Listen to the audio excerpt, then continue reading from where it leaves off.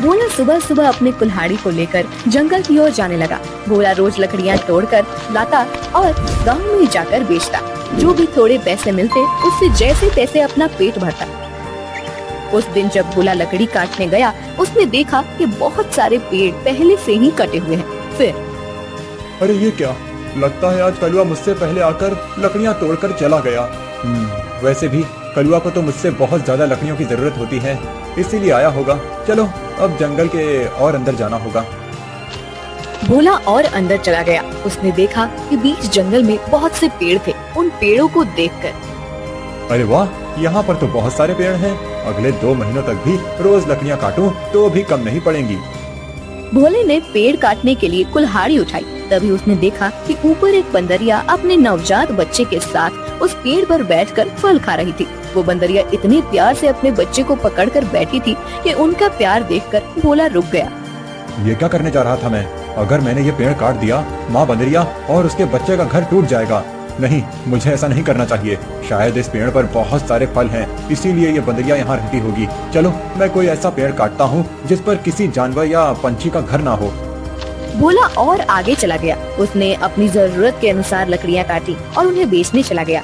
ऐसे ही दिन बीतते रहते हैं। भोला रोज उस बंदरिया और उसके बच्चे को देखता। कभी कभी भोला बंदरिया को खिलाने के लिए घर से रोटी भी ले आता। एक दिन जब भोला लकड़ी काटने गया, तब उसने देखा कलुआ उसी पेड़ पर कुल्हाड़ी चला रहा था जिस पेड़ पर उस बंदरिया रहती थी। कलुआ को उस पेड़ को काटते देख, अरे कलुआ, ये क्या कर रहे हो? ये कैसा सवाल है? भगवान ने आंखों की जगह बटन लगाकर भेजा है क्या? दिखाई नहीं देता? लकड़ी काट रहा हूँ। वो तो मैं देख रहा हूँ कलुआ, लेकिन इस पेड़ की लकड़ी क्यों काट रहे हो? किसी और पेड़ की लकड़ी काटो। पेड़ पर देखो, एक बंदरिया का घर है, उसके साथ उसके नवजात शिशु भी है कलुआ। तो क्या हुआ? वो बंदरिया किसी और पेड़ पर चली जाएगी। इतने सारे पेड़ तो हैं। लेकिन कलुआ, लेकिन वेकिन कुछ नहीं। चल निकल जा यहाँ से। आया बड़ा मुझे सिखाने वाला। और सुन, इस पेड़ को तो पूरा मैं ही काटूंगा, ये ध्यान रखना। तुझे चाहिए तो कहीं और चला जा, नहीं तो ये देख रहा है ना कुल्हाड़ी, मुझे जरा सी भी देर नहीं लगेगी इस कुल्हाड़ी को तुझ पर चलाने में। कलुआ पेड़ काटने लगा। भोला बेचारा चाह कर भी कुछ नहीं कर पाया और आगे चला गया। दोपहर के समय जब भोला जंगल से लौट रहा था, तब सपने देखा कि कलुआ ने वो पूरा पेड़ काट डाला था। भोला को बहुत बुरा लग रहा था। तभी उसकी नजर पेड़ के एक बड़े लकड़ी के नीचे गई। वो बंदरिया उस लकड़ी के नीचे मरी पड़ी हुई थी। उसे देख भोला के आंखों में आंसू बहने लगे।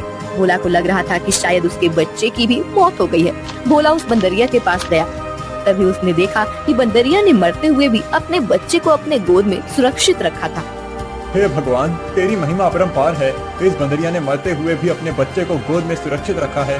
सच में माँ आखिर माँ ही होती है। लेकिन अब इस बच्चे का क्या होगा? कलुआ भी कितना दुष्ट है। मैंने बताया था उसे इस पेड़ पर इस बंदरिया का घर है, लेकिन उसने मेरी बात नहीं सुनी। फिर भोला ने गड्ढा खोदकर बंदरिया के शव को उस गड्ढे में डाल दिया। फिर उसके बच्चे को अपनी गोद में उठाकर अपने साथ उसे घर ले आया। उस दिन एक बात से भोला अपने छोटे भाई की तरह उस बंदर को साथ रखने लगा। एक दिन भोला लकड़ी काटने गया था। तब क्यों भोला, सुना है तूने किसी बंदर को पाल रखा है? अरे खुद का पेट तो तुझसे भरता नहीं, अब उस बंदर को क्या खिलाएगा? वो वही बंदर है कलुआ, जिसकी माँ के तुम हत्यारे हो। मैंने तुम्हें कहा था कि उस पेड़ पर उस बंदरिया का घर है, फिर भी तुमने वो पेड़ काट दिया। वो बंदरिया पेड़ से गिरकर मर गई, इसीलिए मुझे इंसानियत के नाते उस बंदर को अपने साथ ले जाना पड़ा। अगर मैं उसे नहीं ले जाता तो इस जंगल में ऐसे ही उसकी मौत हो जाती। हाँ तो तू बड़ा दयावान है ना। सारी दुनिया की इंसानियत और अच्छाई एक तुझ में ही भरी हुई है ना। कलुआ, मेरी तुमसे विनती है कि आगे से तुम कोई भी पेड़ काटते समय थोड़ा ध्यान दो कि किसी जानवर पंछी का घर न टूटे। ए भोला, मैंने पहले भी एक बार तुझसे कहा था कि तू मुझे मत सिखा। जब तूने कुल्हाड़ी हाथ में लेना सीखा था ना, उसके कई साल पहले से मैं लकड़ी काट रहा हूँ। तू कौन होता है मुझे सिखाने वाला? रुक, तुझे अभी मजा चखाता हूँ। ऐसा कहकर कलुआ ने भोला को पीटना शुरू कर दिया। उसे पीटने के बाद भोला को उसने चेतावनी भी दी कि आगे से अगर वो इस गांव में लकड़ी काटने के लिए आएगा तो उसे अपनी जान से हाथ धोना पड़ेगा। बेचारा भोला घर आ गया और बंदर से बात करने लगा। चलो दोस्त, अब इस गांव से हमारा दाना पानी उठ गया है। उस कलुआ ने मुझे पीटकर साफ साफ चेतावनी दे दी है। अब अगर जान बचानी है तो इस गांव को छोड़कर जाना ही बेहतर होगा। चलो हम कहीं और जाकर हमारी अपनी दुनिया बसाएंगे। भोला बंदर को अपने कंधे पर बिठाकर गांव से कहीं दूर जाने के लिए निकल गया। दिन बीत रहे थे और भोला दर बदर भटकते हुए काम की तलाश कर रहा था। ना तो उसे काम मिल रहा था और ना उसके रहने का कोई ठिकाना था। जैसे तैसे अपने लिए और बंदर के लिए वो एक वक्त का खाना जुटा पा रहा था। एक दिन ऐसे ही वो थककर एक पेड़ के नीचे बैठा हुआ था। बंदर उसकी गोद में सोया हुआ था। तभी वहाँ एक योगी बाबा आए। प्रणाम योगी बाबा। कल्याण हो पुत्र। एक बात बताओ, तुम इस बंदर को ऐसे गोद में लेकर क्यों बैठे हो? बाबा, इसने अपनी माँ को खो दिया है। इसका इस दुनिया में कोई नहीं है, इसीलिए मैं इसे अपने साथ अपने घर ले आया था। लेकिन हमारे गांव के एक गुंडे की वजह से मुझे गांव छोड़ना पड़ा। अब मैं काम और सर पर छत ढूंढते हुए दर दर भटक रहा हूँ। पुत्र, तुम्हारा हृदय सच में कोमल है। तुमसे किसी का भी दुख नहीं देखा जाता। तुमने इस अनाथ बंदर की जिम्मेदारी लेकर इसे एक परिवार दिया है। तुम अगर चाहो तो मेरे साथ मेरे आश्रम में रह सकते हो। मेरे आश्रम में मेरे कुछ शिष्य रहते हैं और कई बार कितने साधु भी आते हैं। उनके भोजन और रहने की व्यवस्था की जिम्मेदारी अगर तुम उठाओ तो मुझे बहुत आनंद होगा। ये तो मेरी खुशनसीबी है बाबा। मुझे आपके साथ रहने में सचमुच खुशी होगी। लेकिन बाबा, मेरा ये बंदर भी मेरे साथ आएगा। मैं इसे कहीं नहीं छोड़ सकता। हाँ पुत्र, तुम इसके साथ आ सकते हो। भोला बाबा के साथ उनके आश्रम चला गया। भोला अब योगी बाबा के आश्रम में सफाई, भोजन व्यवस्था, हवन की सामग्री ले आना, बाबा जी के शिष्यों की सहायता करना, ऐसे सारे काम करने लगा। भोला का बंदर हमेशा उसके साथ रहता था। योगी बाबा भोला का काम और उसकी काम के प्रति निष्ठा देखकर खुश थे। बाबा हमेशा अपने बाकी शिष्य और साधुओं से भोला की तारीफ करते थे। बाबा जी का एक शिष्य था मानिक, जो भोला की तारीफ से बहुत जलता था। उसे लगता था कि भोला तो एक साधारण लड़का है, फिर भी बाबा जी उसकी बड़ी तारीफ करते हैं। जबकि मैं इतनी पढ़ाई करता हूँ, वेद पाठ करता हूँ, फिर भी बाबा जी को मेरी कोई अहमियत नहीं है। एक दिन मानिक भैया, ये लीजिए, आपके लिए ये ताजे फल लेकर आया हूँ। भोला, आजकल तुम ज्यादा आलसी हो चुके हो। तुम्हें ज्यादा खाना ना पकाना पड़े, इसीलिए तुम ये फल लेकर आते हो। ऐसी बात नहीं है भैया, वो बाबूजी ने आज सबको फलहार करने को कहा है, इसीलिए मैं फल लेकर आया था। भोला बात कर ही रहा था कि तभी उसका दोस्त बंदर आया और उसने मानिक के फल खा लिए। अरे अरे, ये क्या? अरे संभालो तुम्हारे इस बंदर को। पूरे आश्रम को सर पर उठाकर रखा है। ये बंदर मेरे फल खा गया। भोला, अभी के अभी इस बंदर को भगाओ इस आश्रम से, नहीं तो मैं योगी बाबा से इसकी शिकायत करूंगा। मानिक भैया, मैं आपसे माफी मांगता हूँ और आपके लिए और फल लेकर आता हूँ, लेकिन मेरे इस भाई को मैं अपने से अलग नहीं कर सकता। मानिक को भोला पर बहुत गुस्सा आया। उसने योगी बाबा से भोला की शिकायत की, लेकिन बाबा जी ने भोला का पक्ष लेकर मानिक को ही सुना दिया और ध्यान मग्न हो गए। आज तो हद हो गई। इसकी वजह से गुरुजी ने मुझे डांटा। इसका कुछ करना ही पड़ेगा, लेकिन इस तरह कि मेरा नाम कहीं न जाए और इसकी छुट्टी हो जाए। कुछ दिन के बाद योगी बाबा को उस गांव के राजा ने अपने राजमहल में आने का आमंत्रण दिया। योगी बाबा अपने शिष्यों के साथ भोला को लेकर राजमहल चले गए। राजा ने उनकी बड़ी आओ भगत की।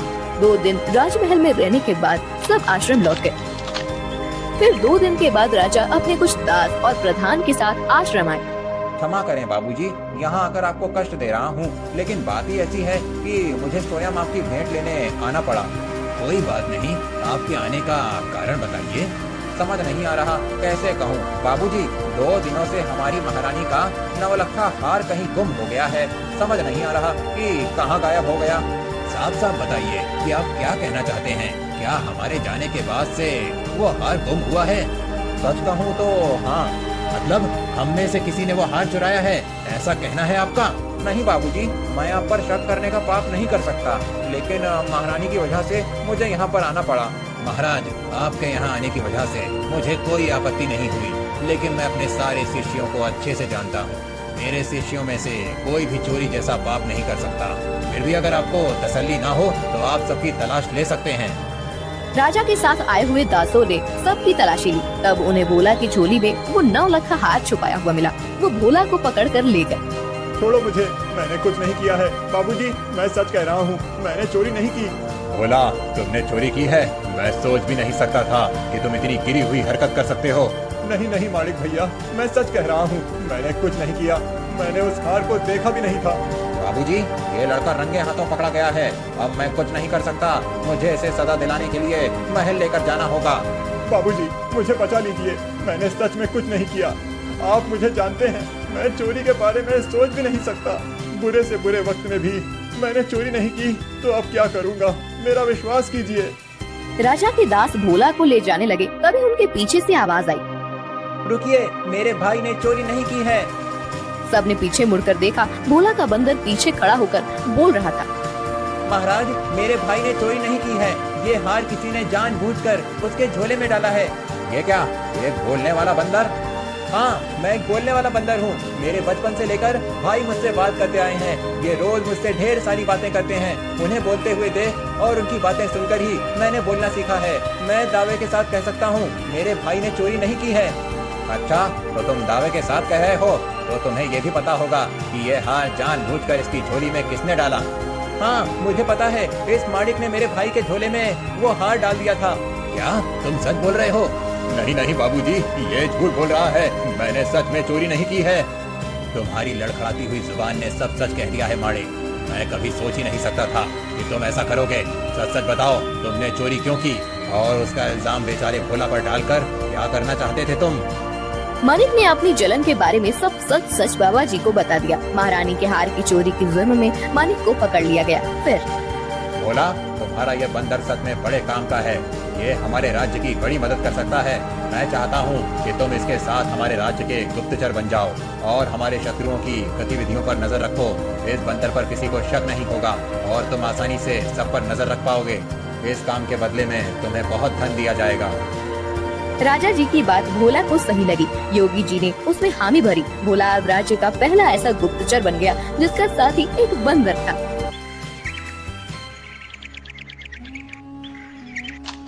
रूपा अपना पिज्जा का ठेला लेकर जा रही थी।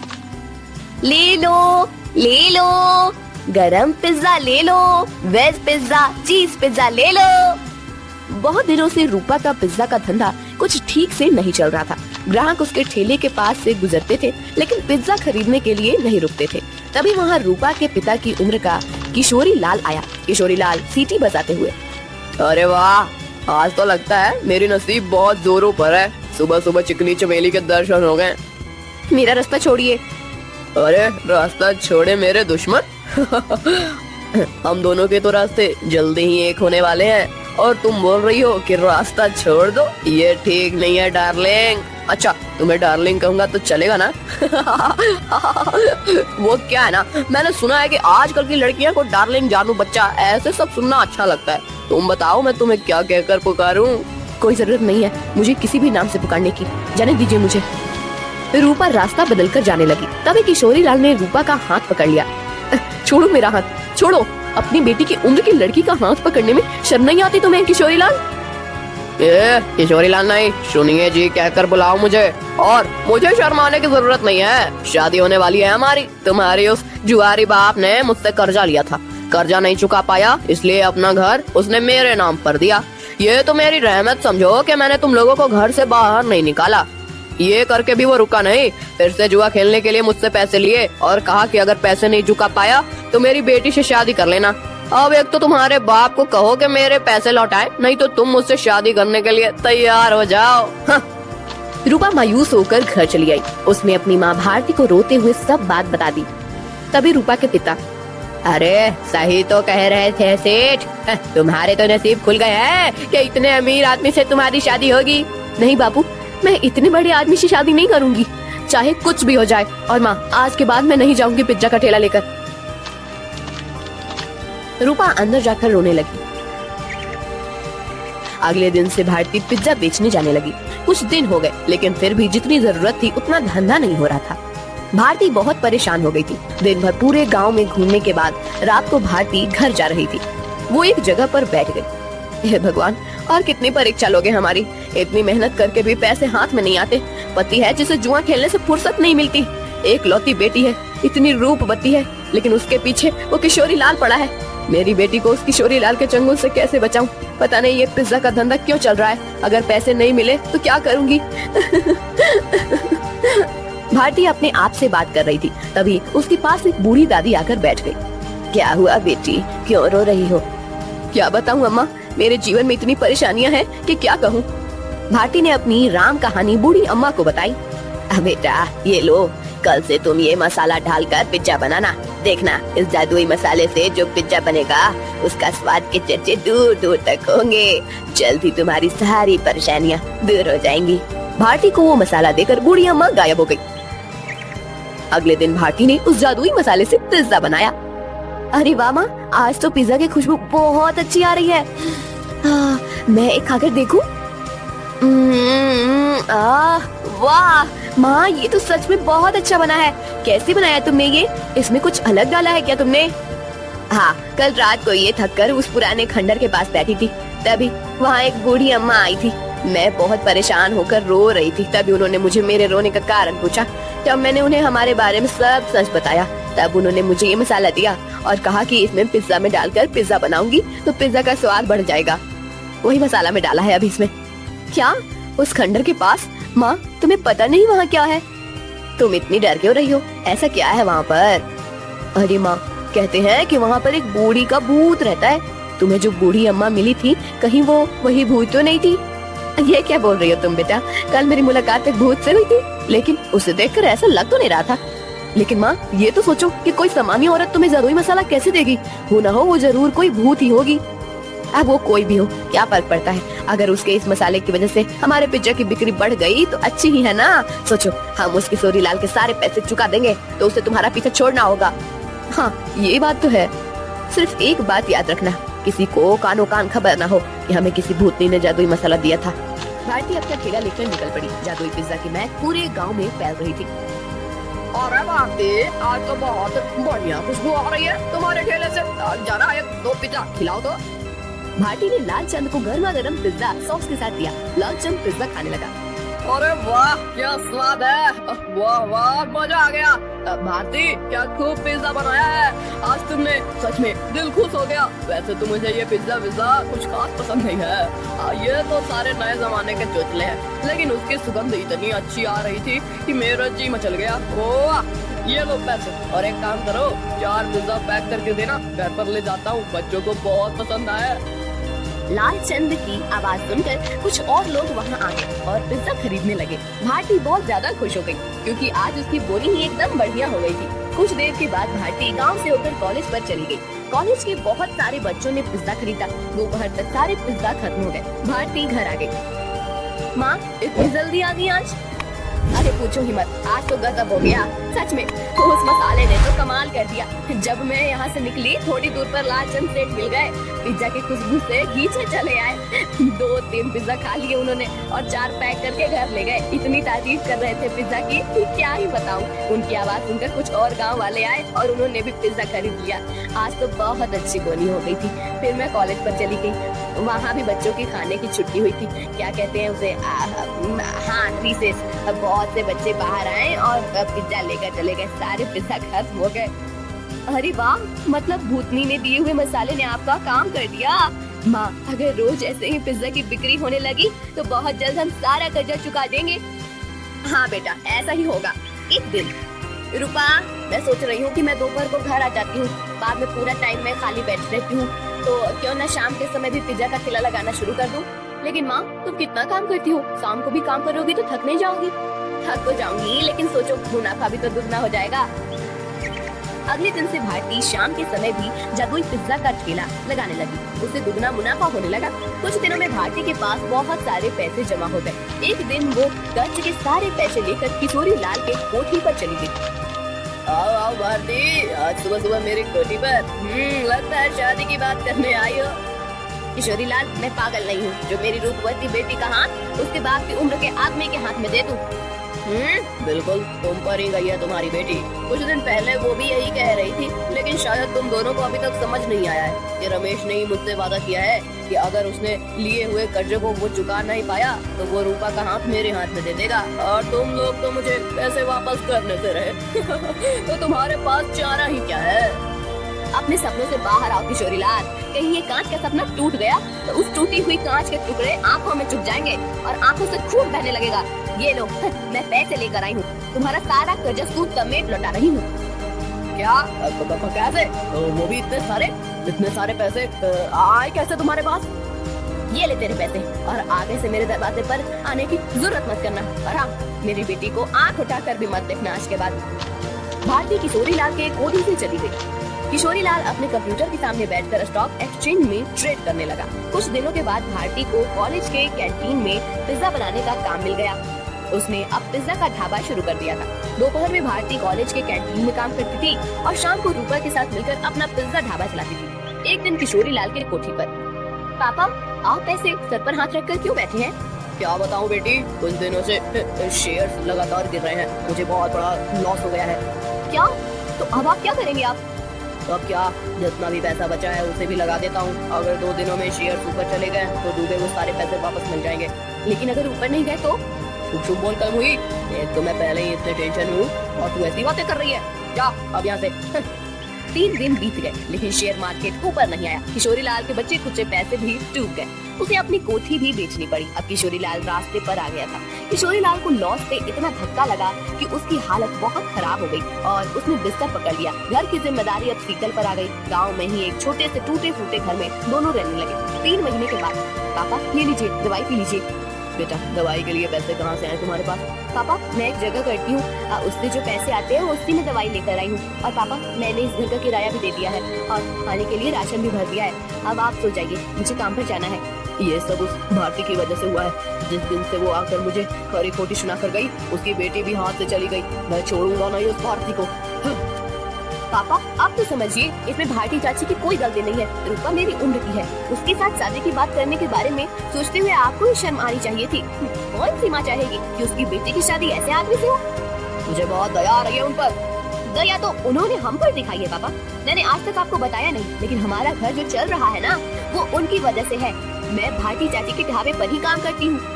क्या सच?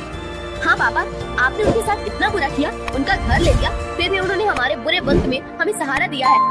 किशोरी लाल शीतल की बात सुनकर हक्का बक्का रह गया। उसने भारती को घर बुलाकर माफी मांगी। रूपा से बदतमीजी करने के लिए रूपा से भी माफी मांगी। शीतल भारती के साथ काम करते हुए पैसे कमाने लगी और धीरे धीरे उनकी भी जिंदगी सुधर गई।